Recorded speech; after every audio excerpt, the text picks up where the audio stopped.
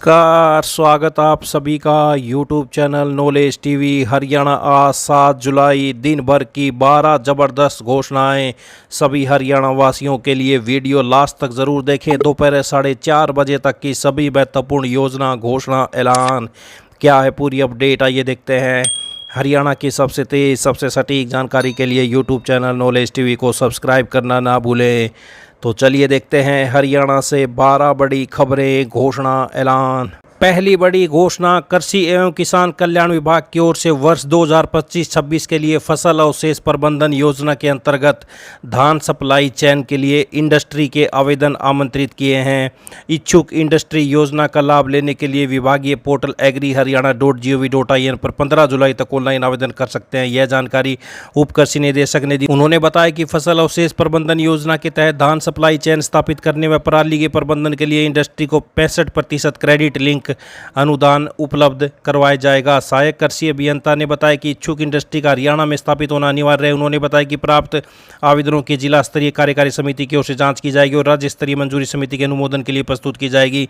जो इंडस्ट्री 100% धान की पराली आधारित होगी और पिछले 2 वर्षों के दौरान धान की फसल के अवशेषों की खरीद का अनुभव होगा, उन्हें चयन में प्राथमिकता दी जाएगी। उन्होंने बताया कि जिन आवेदकों ने वर्ष 2024-25 के दौरान इंडस्ट्री के लिए आवेदन किया था, उन्हें पुनः आवेदन करने की कोई आवश्यकता नहीं है। तो धान सप्लाई चेन के लिए 15 तक कर सकते हैं आवेदन। फसल अवशेष प्रबंधन योजना के अंतर्गत किया आवेदन। आइए अगली बड़ी घोषणा देखते हैं। हरियाणा सरकार ने बागवानी के किसानों को राहत दी है। अब किसान मुख्यमंत्री बागवानी योजना के तहत 31 जुलाई तक बीमा करवा सकते हैं। पहले 31 मई की तिथि तय की थी, जिसे अब 31 जुलाई कर दिया है। किसानों को बीमा कराने के लिए केवल 2.5% किस्त जमा करनी होगी। बागवानी विभाग के संयुक्त निदेशक ने बताया कि बागवानी योजना में फल और सब्जी उत्पादक किसान बीमा करा सकते हैं। बीमा कराने के लिए मेरी फसल मेरा ब्यौरा पोर्टल पर ऑनलाइन आवेदन करना होगा। उन्होंने बताया कि किसानों के खेत में लगी फल सब्जियों को कोई नुकसान होता है तो बीमा योजना से उसकी भरपाई हो सकेगी। 100% अगर नुकसान होता है तो सब्जियों को उगाने वाले किसानों को 30,000 रुपये प्रति एकड़ के हिसाब से मुआवजा मिलेगा। इसी तरह से फलों को लेकर 100% नुकसान की स्थिति में किसानों को 40,000 रुपये प्रति एकड़ का मुआवजा सरकार देगी। किसानों को 2.5% ही बीमा का भुगतान करना होता है, जिसमें सब्जी उत्पादक किसानों को 750 और फल उत्पादक किसानों को 1,000 रुपये बीमा योजना के लिए बैंक के माध्यम से कटवाने होते हैं। राज्य में बीज प्रमाणीकरण के लिए कार्य करने वाली संस्थाओं या किसानों के समूह आदि को 31 जुलाई तक कृषि एवं किसान कल्याण विभाग के मेरी फसल मेरा ब्यौरा पोर्टल पर ऑनलाइन आवेदन करना होगा। इस पोर्टल पर ऑनलाइन आवेदन का ब्यौरा बाद में उत्तम बीज पोर्टल पर अपलोड किया जाएगा, जिससे बीज प्रमाणीकरण को लेकर आगामी कार्रवाई की जाएगी। हरियाणा राज्य बीज प्रमाणीकरण संस्था के विशेषज्ञों ने बताया कि खरीफ 2025 को लेकर 31 जुलाई तक बीज उत्पादकों को मेरी फसल मेरा ब्यौरा पोर्टल पर ऑनलाइन आवेदन करना होगा। इस दौरान किसानों के समूह, सरकारी, निजी बीज उत्पादक संस्थाओं को खेत में बीज के उत्पाद, नाम, वैरायटी, जिस खेत में बीज उत्पादित किया जा रहा है उसे लेकर ब्यौरा देना होगा। ऑनलाइन आवेदन होगा तो अगले सीजन के लिए बीज उत्पादक की गुणवत्ता का प्रमाण पत्र लेने के लिए उत्तम बीज पोर्टल से ब्यौरा उठाया जाएगा। उत्तम बीज पोर्टल पर ब्यौरा प्राप्त होने पर ही बीज उत्पादकता का प्रमाण पत्र मिलेगा। तो ये बड़ी अपडेट, बीज प्रमाणीकरण के लिए 31 जुलाई तक करें आवेदन किसानों के लिए। आइए अगली बड़ी घोषणा देखते हैं। केंद्र सरकार की ओर से ग्रामीण क्षेत्रों में अकुशल श्रमिकों को 100 दिन का रोजगार उपलब्ध कराने के लिए महात्मा गांधी राष्ट्रीय ग्रामीण रोजगार गारंटी योजना मनरेगा चलाई गई है। यह योजना हरियाणा में भी लागू है। मनरेगा तहत काम करने वालों को 400 रुपये प्रतिदिन मजदूरी मिलती है। सरकार समय समय पर इसमें बढ़ोतरी करती रहती है। ग्राम पंचायत या ब्लॉक कार्यक्रम अधिकारी आवेदक को आवेदन प्राप्त होने के 15 दिनों के भीतर अकुशल शारीरिक कार्य उपलब्ध कराता है।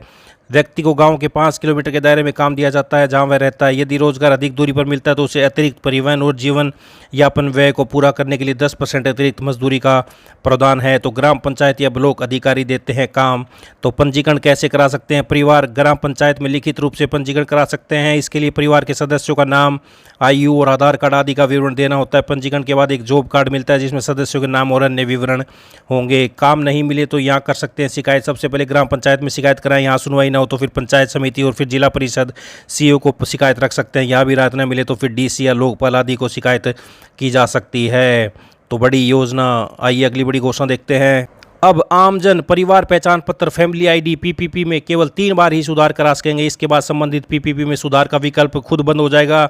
वहीं तय दर सूची से अधिक रुपए वसूलने पर सीएससी पर कार्रवाई होगी। इसके लिए विभाग ने एडीसी की अध्यक्षता में 5 सदस्यों की टीम गठित कर दी है। क्रीड को कई बार शिकायतें मिली है कि अपात्र लोग गलत तरीकों से पीपीपी में छेड़छाड़ करके सरकार की योजनाओं का लाभ ले लेते थे। जांच के बाद अपात्र पाए जाने पर सुधार के लिए अधिक आवेदन आते थे। इससे क्रीड के कर्मचारियों पर काम का दबाव बनता था। अब सुधार के विकल्प सीमित होने से इन मामलों में कमी आएगी। तो पीपीपी में सुधार के लिए क्रीड की ओर से आवेदक को केवल 3 बार ही सुधार का विकल्प दिया जाएगा। तो ये भिवानी से बड़ी अपडेट। परिवार पहचान पत्र में अब 3 बार ही करा सकेंगे सुधार। आइए अगली बड़ी घोषणा देखते हैं। प्रदेश में 6,36,000 से अधिक परिवार अब गरीब नहीं रहे। इन परिवारों की सालाना आय 1,80,000 रुपये से ज़्यादा हो गई है। पिछले 3 महीने में इन सभी परिवारों का बीपीएल परिवारों की श्रेणी से नाम काट दिया गया है। अब इनको अगस्त का राशन नहीं मिलेगा। तो फरीदाबाद, पानीपत, करनाल में कटे हैं सबसे ज़्यादा कार्ड। तो किस जिले में कितने बीपीएल कार्ड कटे हैं आप देख सकते हैं। अंबाला में कितने कटे हैं? 14,501। भिवानी में 5,298। तो आप चरखी दादरी, फरीदाबाद, फतेहाबाद, गुरुग्राम, हिसार, झज्जर, जींद, कैथल, करनाल, कुरुक्षेत्र, महेंद्रगढ़, मेवात, पलवल, पंचकुला, पानीपत, रेवाड़ी, रोहतक, सिरसा, सोनीपत, यमुनानगर देख सकते हैं कितने कितने कार्ड कटे हैं। तो प्रदेश में अब 6,36,000 परिवार नहीं रहे गरीब। अगस्त में नहीं मिलेगा राशन। आइए अगली बड़ी घोषणा देखते हैं।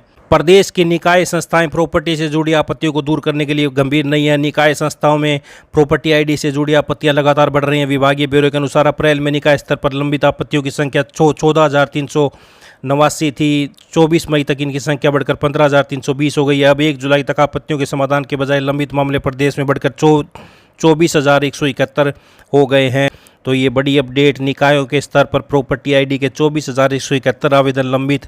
निकाय संस्थाएं आपत्तियों को दूर करने के प्रति गंभीर नहीं। चेकर व मेकर स्तर पर लंबित हैं आपत्तियां। कुछ जिलों में कारण बताओ नोटिस भी भेजने के आदेश दिए गए और आपत्तियों के समाधान में विफल रहने वाले अधिकारियों के वेतन से कटौती जैसे आदेश दिए गए हैं। इसके साथ ही डीएमसी और दूसरे अधिकारी अपने स्तर पर साप्ताहिक समीक्षा बैठक करेंगे ताकि अधिकारियों की जवाबदेही तय हो सके। तो ये प्रॉपर्टी आईडी को लेकर बड़ी अपडेट आई। अगली बड़ी घोषणा देखते हैं। शिक्षा का अधिकार अधिनियम RT 2009 के तहत निजी स्कूलों में आर्थिक रूप से कमजोर वर्ग से आने वाले लोगों के बच्चों के लिए 25% सीटें आरक्षित हैं, जिसे लेकर इन दिनों दाखिला प्रक्रिया चल रही है। लेकिन शिक्षा का अधिकार के तहत जिले के अधिकांश बच्चों के दाखिले नहीं हो पा रहे हैं। इसके पीछे मुख्य कारण शिक्षा विभाग की ओर से अलॉट किए गए गलत स्कूल है। ऐसे में सूची के नाम आने के बावजूद बच्चों को स्कूल में एंट्री नहीं मिल रही है, क्योंकि ऑनलाइन दाखिला प्रक्रिया के बीच बच्चों के दाखिले उलझ गए हैं। इस दौरान अभिभावकों को योजना के तहत 0 से 3 किलोमीटर के दायरे में आने वाले स्कूलों का चयन करना था, लेकिन विभाग की ओर से पोर्टल पर ऐसे स्कूलों का ऑप्शन ही नहीं दिया गया जो 0 से 3 किलोमीटर के दायरे में आते हों। ऐसे में अभिभावकों ने उन्हीं स्कूलों का चयन किया जो पोर्टल पर दर्शाए गए थे, लेकिन यह सभी स्कूल नियम के अनुसार दायरे से बाहर होने के कारण प्राइवेट स्कूल संचालक दाखिला देने से इनकार कर रहे हैं। कुछ अभिभावकों ने 0 से 3 किलोमीटर के दायरे में आने वाले स्कूलों का चयन किया था, लेकिन उनमें से अधिकतर बच्चों को दायरे में 10 से 20 किलोमीटर के स्कूल अलॉट किए गए हैं। तो RT सूची में नाम आने के बावजूद भी बच्चों को स्कूल में नहीं मिल रही है एंट्री। ऐसे में सवाल यह उठता है कि इसके लिए आखिर कौन जिम्मेदार होगा, क्योंकि पोर्टल की खामियों का भुगतान अब आर्थिक रूप से कमजोर वर्ग के बच्चों और अभिभावकों को उठाना पड़ रहा है।